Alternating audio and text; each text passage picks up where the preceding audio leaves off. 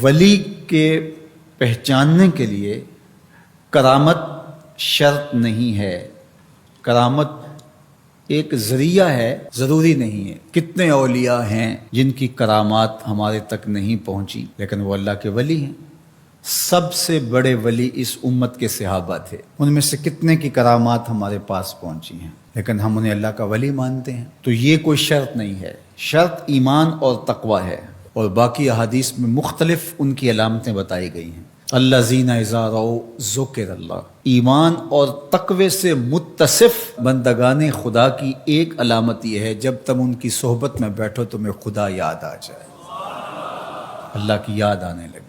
تو کرامت معیار ولایت نہیں ہے اور شرط ولایت بھی نہیں ہے۔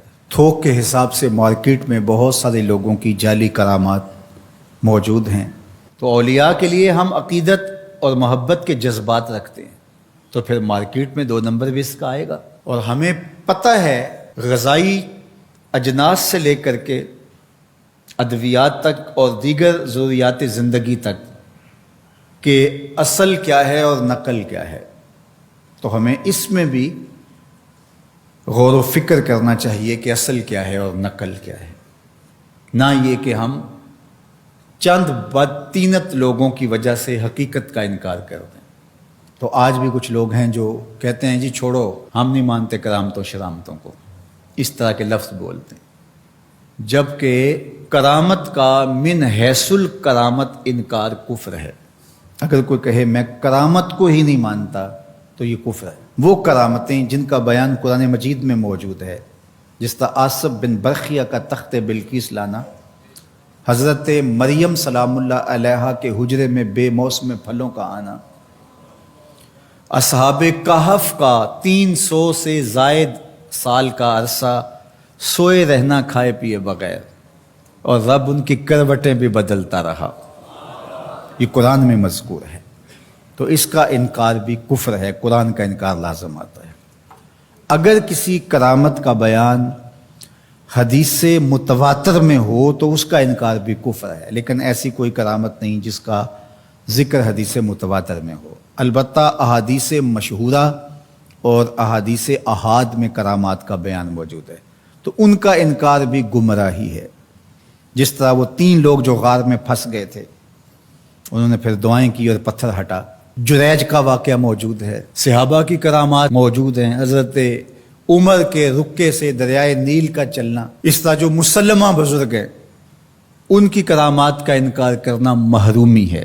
لیکن یہ بات بھی ذہن میں رکھے کہ کرامت اللہ کی طرف سے بندے کو دی جانے والی ایک عزت ہے، لیکن ولی کی زندگی کا مقصود رضائے الہی کی طلب ہے، کرامتوں کی طلب نہیں۔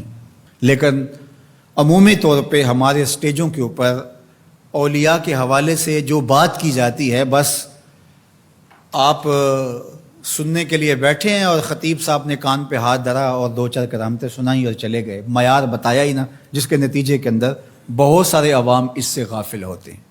میں اللہ کا شکر ادا کرتا ہوں کہ ہم نے ہمیشہ اس بات کا التزام کیا ہے کہ لوگوں کے سامنے پوری تصویر رکھیں، کیونکہ مجھے اس بات کا احساس ہے کہ آپ لوگ کتنی محنت کر کے کہاں کہاں سے چل کے آتے ہیں، پورے پاکستان میں بلکہ پوری دنیا میں ہم جہاں گئے ہیں، ہمارے سامنے جو لوگ آ کے بیٹھتے ہیں زیادہ تر طبقہ باشعور لوگوں کا ہوتا ہے، تو پھر ہماری ذمہ داریاں اور زیادہ بڑھ جاتی ہیں کہ ہم جو ہے وہ ان کے سامنے وہ بات کریں جو بات کرنی چاہیے۔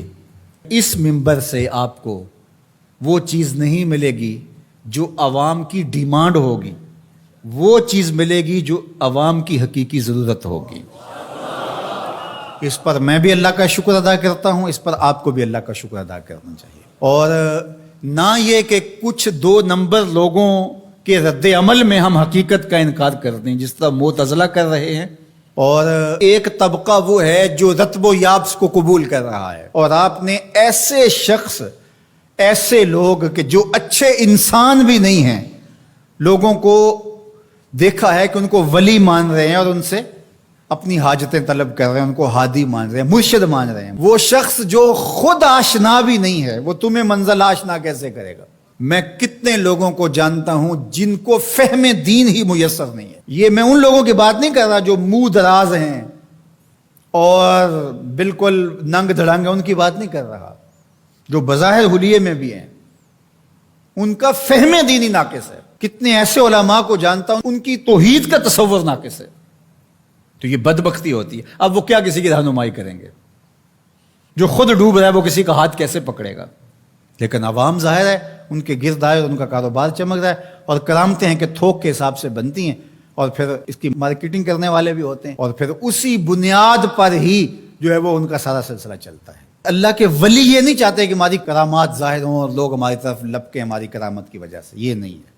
الکرامات حیض الرجال، جس طرح عورتیں ایام مخصوصہ کو چھپاتی ہیں، اللہ کے ولی بھی چھپاتے ہیں. وہ نہیں چاہتے کہ ہم اس حوالے سے جو ہے وہ پہچانے جائیں. باقی دور موجود کے اندر کسی صالح متقی شخص کی کوئی ایسی بات سامنے آئے تو شریعت کے میزان پہ پرکھا جائے. اگر وہ شریعت سے متصادم نہیں ہے تو مان لینے میں کوئی حرج نہیں ہے.